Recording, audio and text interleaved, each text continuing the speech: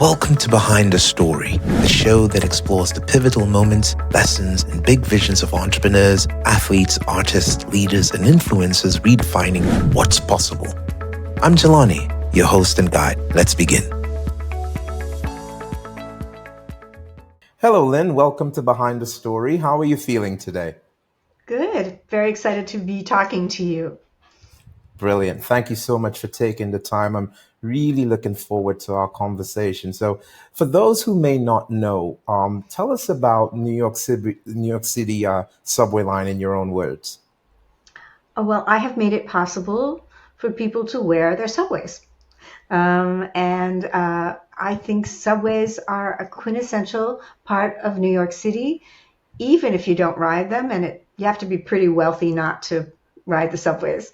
Even if you don't, the signage is everywhere. It's like the wallpaper of the city. And so those symbols and those signs, and to me, the subways themselves are really a very important piece and a sort of enviable piece of New York City. Okay. Now, how was the idea born? You went from acting to entrepreneurship. Take us back to the beginning. How did you make that transition from being an actress into being an entrepreneur? I think there are many creative people who back into having a business in service to their creative idea. And that's definitely what happened to me. I didn't think, oh, let me start this business and I can get rich and, it'll be wonderful. And I didn't. It was like, I just thought these products should exist. And the only way to get them made was, first of all, I had to get a license from the MTA. Mhm. And they said to me, oh, are you incorporated? And I was like, no. So, and they said, do you have any background in the apparel industry at all? And I was like, no, but I could make some t-shirts. So I basically beat their door down for about 6 months, convincing them that they should issue me a license. And I was just determined, like I was as an actor. I was determined and I was resilient, and I thought this was a good idea, and I was just not going to be put away from that idea. Lynn, was there an aha moment? Was there a moment where it just came to you, you thought, I've got to do this? There absolutely was. So I had a 5-year-old son. He was actually about to turn 5 years old, and I was waiting on a subway platform at Borough Hall in Brooklyn. And I was looking up at the sign because it was the middle of the day, and actors don't necessarily commute during the regular hour, so it was like around noon. So I was waiting there for a while, and I was just staring at the sign, and it was a green circle with a white number 5 in the center of it, the number 5 Mhm. train. And I went, oh, that's interesting. My son is turning 5. Wouldn't it just be so cool if I could get like a dozen number 5 train t-shirts sized for his kids his age, and then instead of having to rack my brain every time he got invited to a birthday party, I just give them a number 5 train shirt. And that was the first idea. And after that, I had to, get home and run errands and everything. And all the while I was thinking, yeah, but if your name was Allie, you could have an A train shirt. Or if you rode the F train, that would be your shirt. And it just kept, spiraling, snowballing, until I walked through the door of our apartment, burst in, and said to my husband, who was born and raised in New York on the Lower East Side, Mhm. and I was not at all. Grew up all over the country. And I Mhm. said to him, honey, I have the most fantastic idea. And I told him, and he said, oh, honey, the world doesn't need another t-shirt. Mm. So I did what women have done through the ages. I did what I thought the right thing was to do in spite of that. And I just wouldn't be dissuaded. Yeah, you pushed on. You mentioned it took going back and forth with the MTA for a 6 month period of time trying to get, you know, permission and approval to use their proprietary information. Was there anyone that discouraged you during that time? Well, first of all, I hadn't known that one needed a license. Like, I thought, well, there's a driver's license, and if you're a veterinarian, you have to get a license, or, I knew various licenses, but I'd never heard of one related to intellectual property. So it was the manager of the New York Transit Museum store at Grand Central who said, she loved it. I said, "Oh, great. Can I make some for you?" She said, "Well, I think you'd need a license." And I said, "What's that?" Mm-hmm. And she said, "Yeah, that you'd have to probably get a license from the MTA." So the reason it took so long was, as opposed to most licensing programs where the licensing agent will go out and seek people to take the license among the companies they know, at that period in time, the MTA did not even have a licensing agent. So instead, I was going to them and saying, "I have this idea," and I had drawn up the designs with my friend who lived down the street, who was a graphic designer, and our kids rode the school bus together, and Mm-hmm. so we took literally plates to make the circles. You know what I mean? And I showed them, and so this store manager said, "Yeah, I really like them."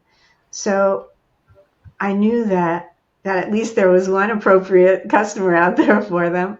Right. Um, but I also have come to understand that the MTA was right at that point in time not to take me all that seriously, because there was no proof that I could do this. No proof of concept. No, it Right. was. And so what the licensing agent, they then decided that they were apparently had been discussing maybe they should get a licensing agent. They did during that initial period of time.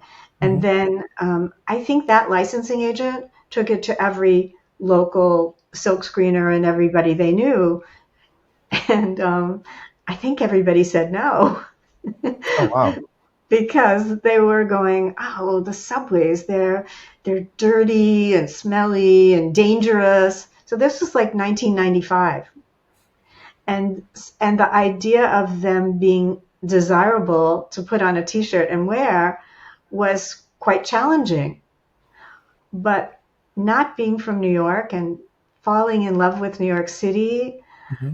the way that I had and still do, boy, when Mm-hmm. I see that skyline, I get chills. It's amazing.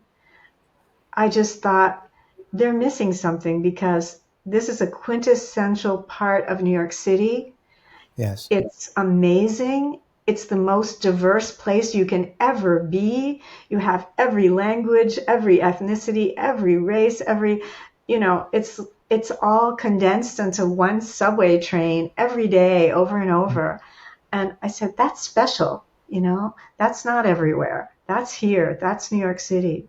So I was just thought, no, people will want this.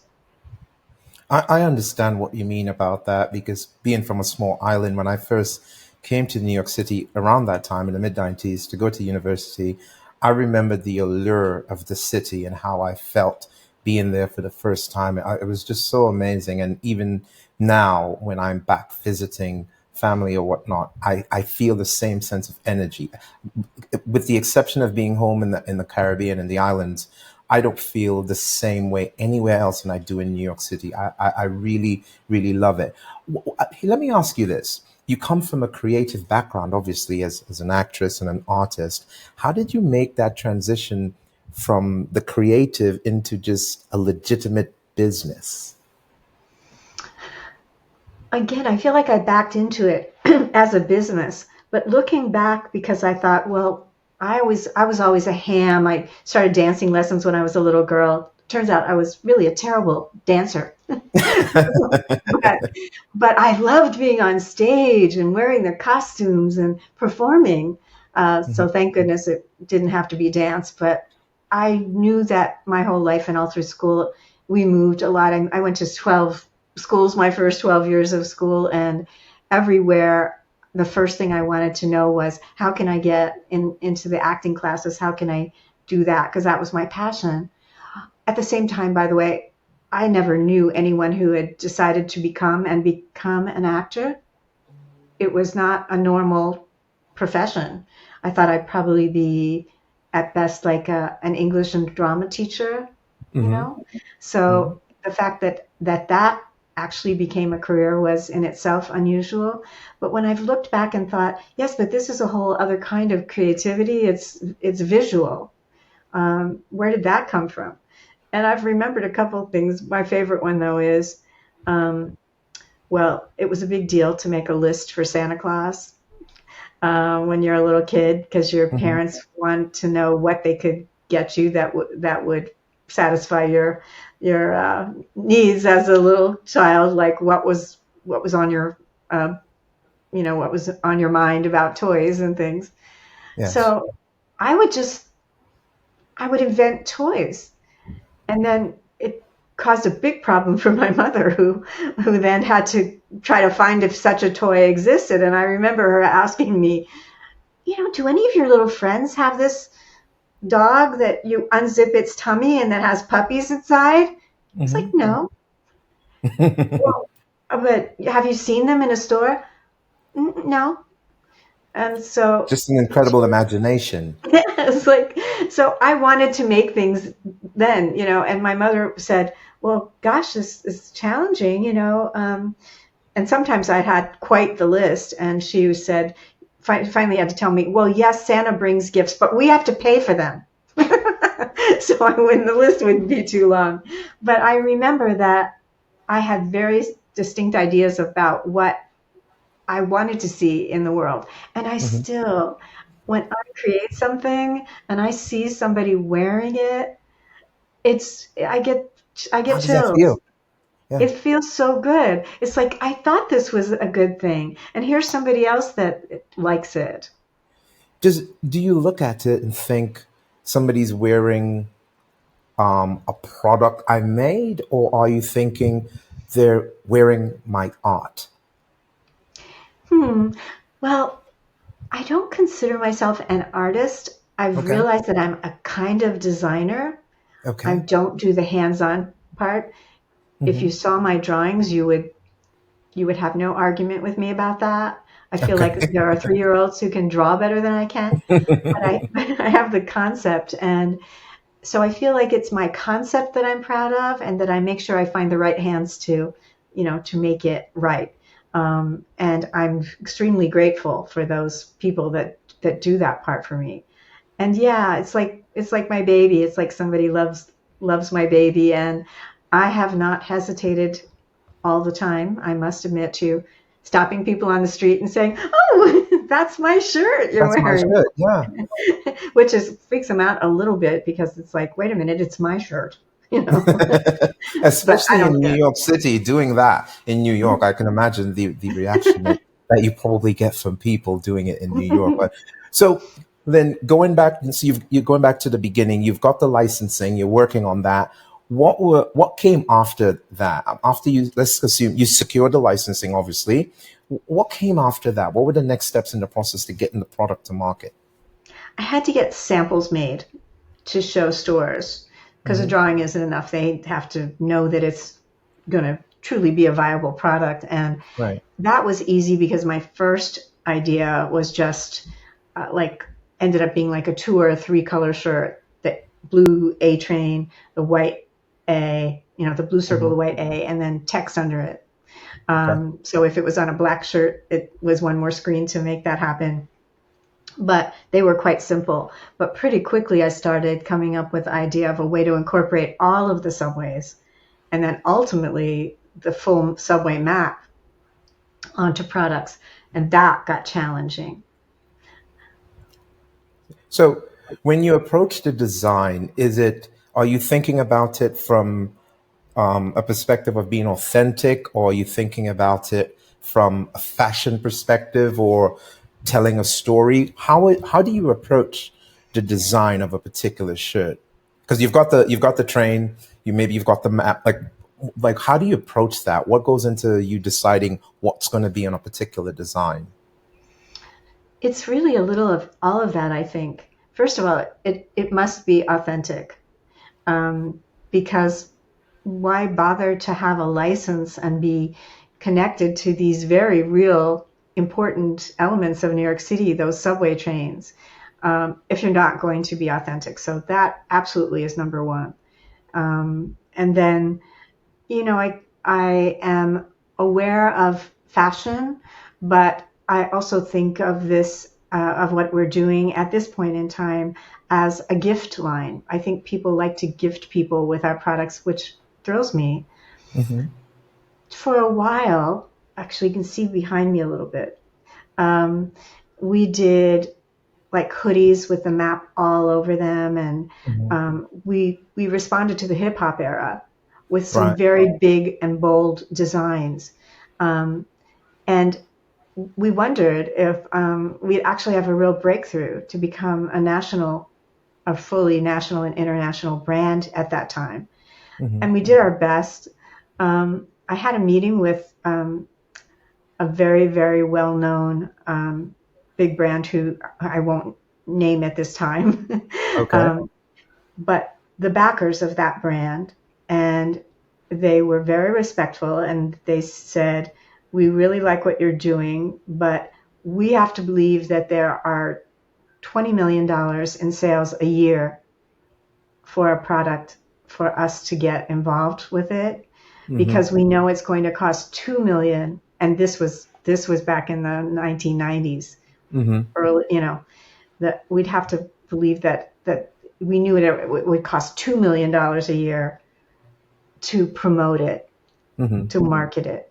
Right. And that moment was a seminal moment for me, where I went, I enjoy having a business, but I really don't like the idea of the risk of going out there and trying to borrow $1 million or $2 million to promote this. That's Hmm. just too big a risk for me. One of the ways I had always survived, even in my starving actress days before things started to go well, was just being able to say no. Not needing everything that I saw that I wanted, or it's like, no, that's beautiful, but I don't need it. I don't need a $2,000 purse. I don't even really want one, honestly. Right. I'd be happy to find something I found stylish, for $50 or $100. To me, $100 is a lot to pay for a purse, as an example. I'm a working class girl. I'm a middle class girl. So the idea of borrowing millions of dollars, even though I believed in my brand, I had to take a deep breath and say, you know what? Let me exploit what I have here. And what I have is that when people are in New York City, or they've been to New York City and loved it, they want to express that by buying one of our products. And I am happy to be that. And I'm happy to be there with something that's authentic, like you said, not Right. like the big apple. So there's an apple. No, or not a million ways to say New York City, but something real. So that's what we try to do our very best job of that. Nice. You talked earlier about walking down the street and seeing somebody wearing your shirt and going up to them and saying, "Hey, that's my shirt." What would you say is your most memorable customer interaction or customer experience? Well, if I can elevate this conversation a little bit, it's when celebrities have worn some of the things, that those are still kind of exciting moments. Of course. Um, and one of them was President Clinton. He was walking on the beach, wearing a Harlem shirt. I had actually sent him a Harlem shirt. It said Mhm. Harlem 125th Street, when he opened his office in Harlem. That's where his presidential offices are. And I thought that was so brilliant. Leading up to it, I had seen that every day the newspapers were saying, "Oh, and there he's looking in Rockefeller Center, and the country's going to be paying millions of dollars a year for him to rent in this like snooty location." And I Mhm. was like, no, he outsmarted them all. Yeah. He went to a place that could use his support and visibility and say, I want to be here. And this is New York. And this He is went my New York uptown. office. So I was so proud of him for doing that. So I made sure that I got some to him, but I never expected to see him wear them because I couldn't remember ever seeing a president wearing a t-shirt, honestly, at that time. Yeah. Yeah. Sure enough, I was at a trade show and I was talking to the guys at the warehouse and they said, guess who's in the New York Post wearing your Harlem t-shirt? And I was like, what? So that was a moment. That was an exciting one. I can imagine it. Could you imagine if it happened today in the social media era, how much, you know, momentum that you would get from that in this era? So I can imagine how good that felt.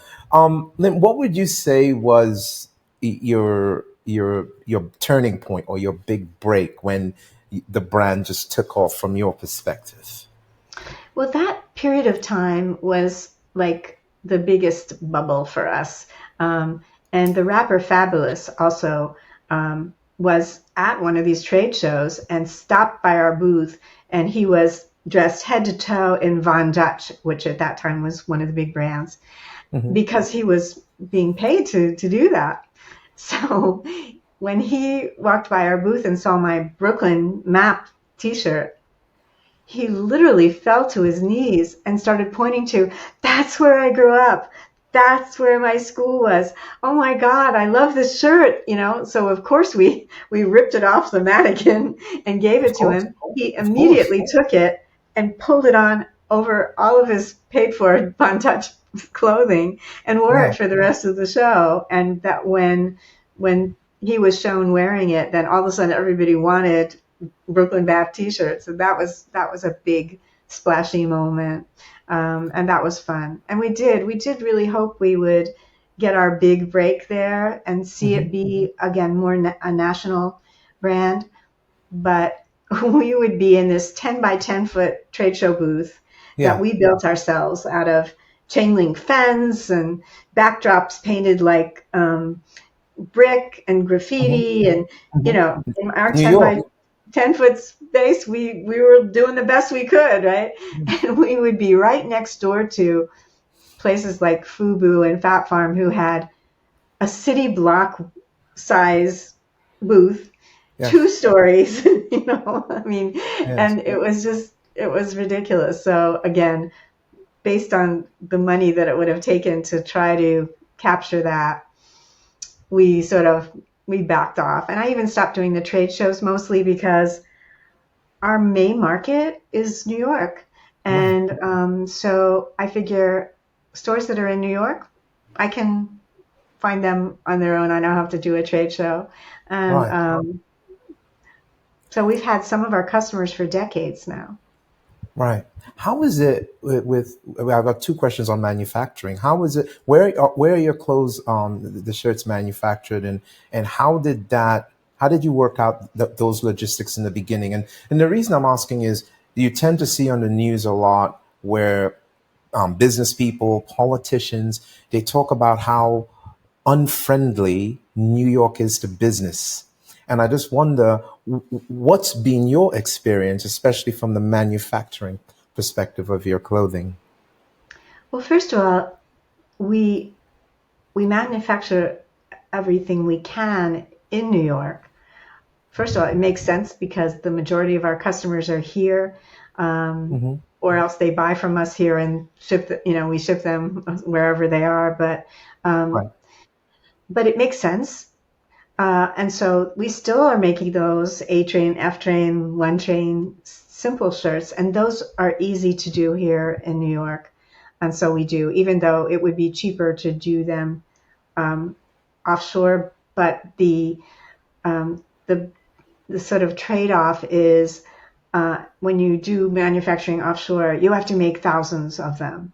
And so making thousands of G train shirts or number three train shirts, I could Hmm. make them and sit on them for a long time as they sold down.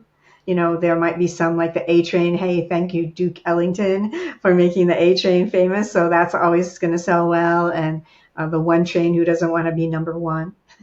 So, Right. but so there's a downside to, offshore manufacturing and the size of orders that have to be placed. However, when I conceived of, and I've actually criticized myself many times because the map shirts are a 12 to 14 color shirt. And I'm not just printing it on the front of the shirt. And same with our accessories, by the way. We are printing them on a whole front of a shirt, basically a Mm-hmm. whole panel, and then Mm-hmm. we cut it down to size and Mm-hmm. sew it up. So it's a true manufacturing thing. And the same with Yeah. accessories, we do a whole panel and then cut it up and sew it together because otherwise it doesn't go out to the edges. It's just what Right. they call like a placemat. And it's a whole different impact when you see it. So I've made my life quite difficult by having that design idea, but and they really do have to be done offshore because there were many years where it wasn't even there wasn't even a capability domestically to do that kind of a thing. And now, though maybe it could be done, it would just be too expensive. So it's been a journey. Right. I suppose, does that add to the authenticity because it's made in the US? It's a New York company in New York, based on a New York subway and made in New York. Does that not add like a certain level of authenticity to the brand and to the products? I would think it And I does. wish, yeah, I wish we could do all of it here, but we just, haven't been able to make that happen. I think it would, but at the same time, one of the realities is at the end of the day, people want a price point that they Right. can afford. So if they're paying $30 for an A Train shirt, which we kind of craft in small batches, here, but if they had to pay 40 or 45 to get the shirt itself, because we get the blank shirts from distributors who have them made abroad, the big Right. companies like Fruit of the Loom and Gildan, they go Yeah. wherever is cheaper to work in the whole world, bring those Right. to the United States. And so we're printing on those. It's like, it's the supply chain is kind of complicated. I can imagine. Have your business been affected by what we're seeing in the news as far as the tariffs, since you're sourcing some of the products from overseas? Like, what sort of impact has that had on you? Because we hear stories in the media, in the news, and whatnot, but we tend not to hear how it's really affecting the small business people and the people on the ground, so to speak. Like, what sort of impact has that had on your business? It's very threatening because, again, um, I think people are starting to spend less because the really vital things, um, like food, are more expensive. And so there's less disposable income to buy something that might delight them, but they don't actually need it. So that's threatening in itself, inflation. But just in terms of each time now when we need to place an order abroad, especially China, and China has the richest resources for factories and manpower and everything. Hmm. Um, you you place your order, but some of the factories are starting to say, we don't care if you said we said we could make this for $9 with the tariffs. I'm sorry, it's going to be 11. You know, and at Right. what depending on what point you learn that, uh, it can be devastating I can imagine. because if I have to pay an extra $2 in order to keep our company running, I have to figure out how much of that can I eat and, charge less, but still it's hard not to raise prices at all. So it's a vicious circle.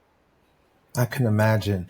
Now, going back to the brand and the designs, if you had to describe the brand as a person, what would that be?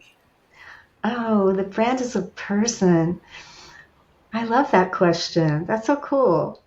Um, So one of the things that you get asked or sort of told to do in business training, which I've tried to get some of since starting my business, a little late, but okay, Mhm. better late than never, is to Exactly. that very thing. Imagine who your person is, right? That you're making this for.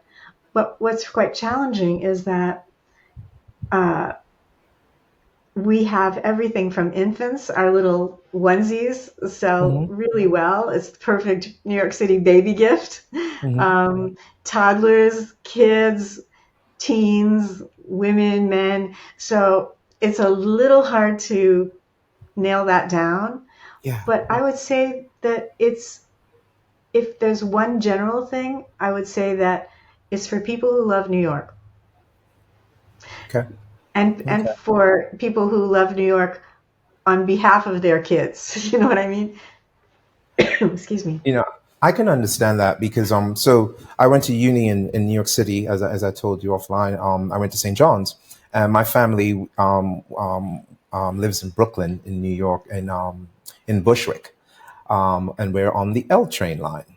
And I got to tell you, I don't know if visiting, I would definitely see me picking up an L train shirt because that's on the L line, and when I head back to Europe, proudly wearing my NYC Subway Line L train shirt because it sort of shows it's sort of that authentic thing where I'm showing where roots. You know, hey, I was in New York. I'm from New York, or whatever it is. You're showing that, so I can sort of get that as far as the person. And I can imagine it's probably different. Somebody from Brooklyn Heights and maybe taking the 4 or the 5 to Borough Hall, they may see it differently than someone like me getting off the L train on Broadway, East New York, or on Chauncey Street or whatever. So it's a different sort of avatar depending on the shirt. You know what I mean?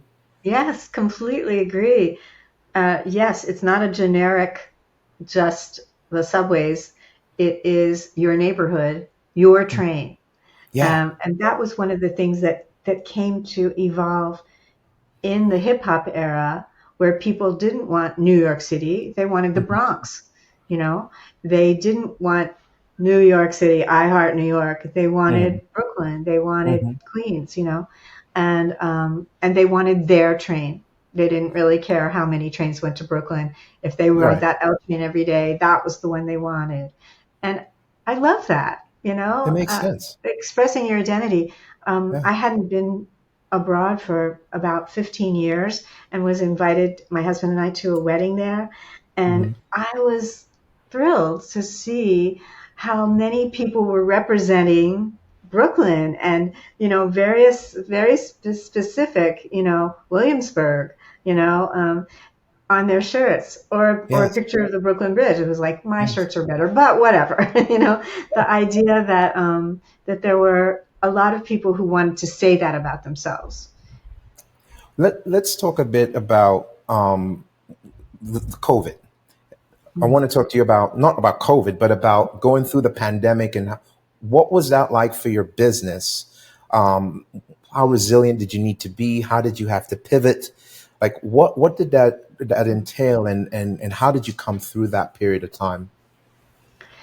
It was terrifying, of course, first of all, because of people dying and, the news every day. You literally saw bodies stacked into refrigerated trucks that they just didn't even know what to do with them. It was so bad at one point in time. And so, no matter how bad it was for business, you couldn't help but feel there's a bigger problem here. There's Hmm. a much more important issue. And so I tried to not have it be about business or money. It really had to be about, let's get through this, let's find a way. But then ultimately, of course, you know, and I had to cut back hours for my employees, and Hmm. the government was helping on that, and we took advantage of whatever grants were available or subsidies that were available at that time to keep our heads above water. Um, and ultimately, we came out the other side. But there was a point in time where, except for a couple of online stores, there were no stores open. Open. Yeah. Even the New York Transit Museum's stores, and they have 3 stores, they even were closed. So it was pretty hopeless. But again, you had to keep your priorities straight. You know, the hopelessness was about the disease and how it was impacting. And just as a business, I took advantage of small business loans, Mhm. and those are still hanging out there. You know, Okay. that I'm trying to pay down, but it's difficult.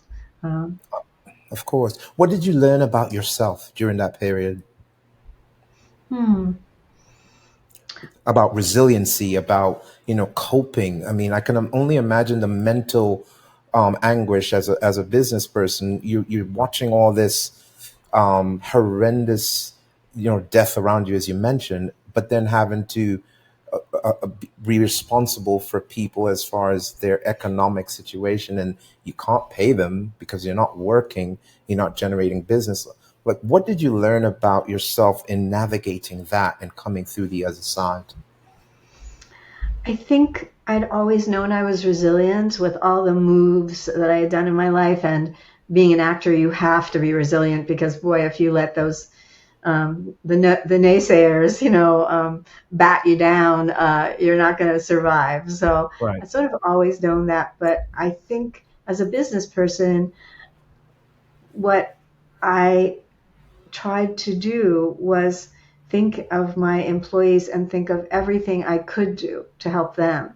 And so we, like I said, we took advantage of whatever programs we could. We kept people on even with a low number of hours, but a low number of hours that wouldn't interfere with them also being able to collect unemployment. And Mhm. whatever we could do, I was on top of that all the time. How do we not have this be so painful for Right. them? And that just was my priority as a person. And so I feel like I'm one person as a business person and as a human being. And Yes. so trying to focus on more the human side of it helped. I can imagine. What would you say to somebody just starting off in their business, trying to turn something creative into a business? What would be some advice you would give to that person? It's really easy to give advice that you didn't follow yourself, but Hindsight, a benefit of hindsight, right? yes, I wish that. So as it turned out, and that's why I said that MTA was being fair and resisting giving me a license when I had no experience in the industry. Mhm. I see that now as it was fair. Um, and of course, it's been very fair as I've proven myself that they've continued to grant me licenses, and I want to do that forever. But I wish I had gone to work in some aspect of the apparel industry, Mm. anything from retail to working for a manufacturer to working in a licensed business, a different license, um, to learn the ropes basically on somebody else's dime while I still was able to bring in a paycheck. I had Yes.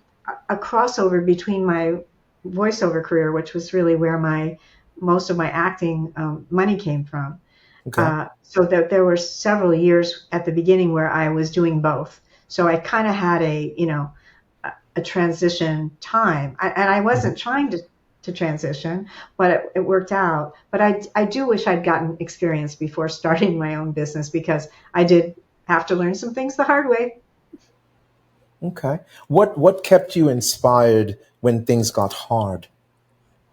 because I so believed in it.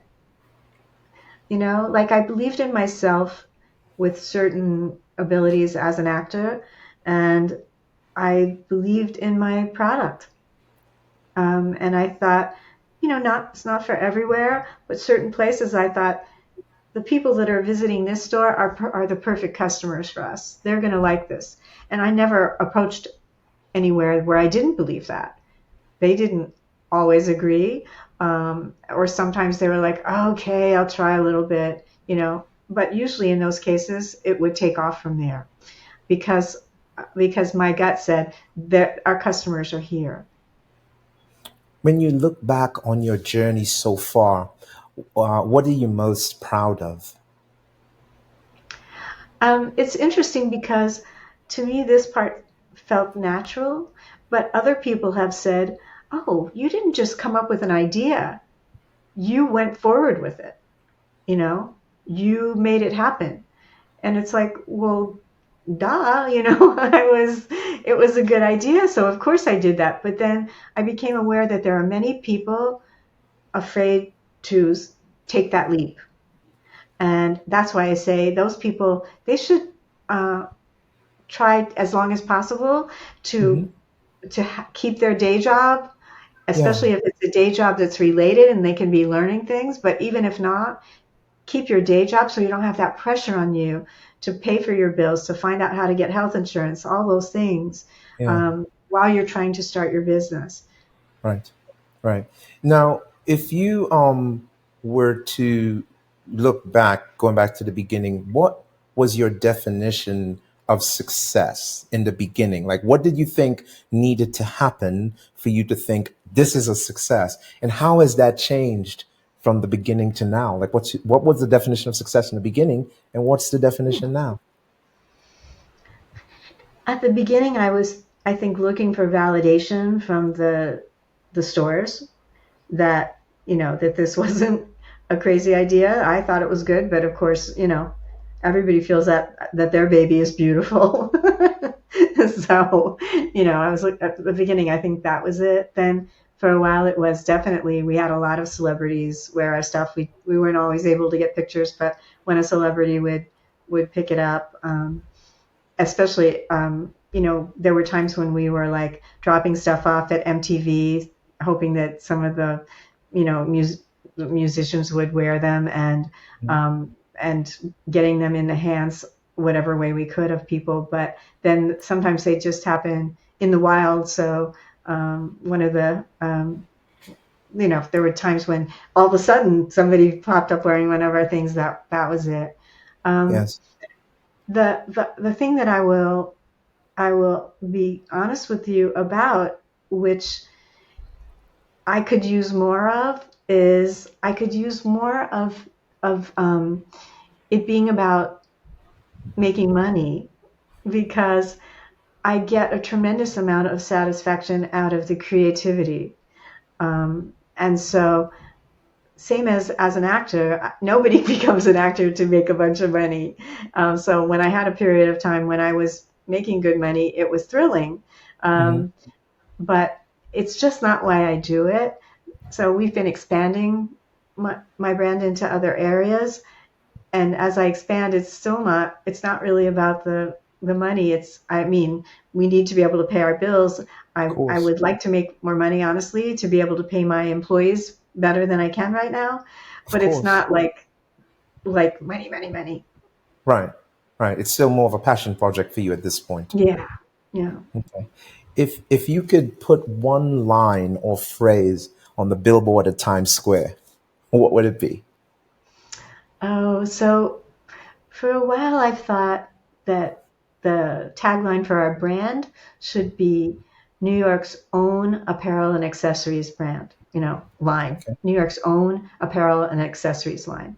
Because Okay. that's what I feel like it is. It's our own, it's authentic, it's legit, and other big companies, DKNY can put NY there, but that doesn't Mhm. make it New York. You know what I mean? Yeah. So That's that's, to me, would be the perfect tagline for our brand. okay. Lynn, where can listeners find the brand? Like besides the website, nycsubway.net, subwayline.net, sorry, where can the listeners find the brand? Where can they purchase their subway line?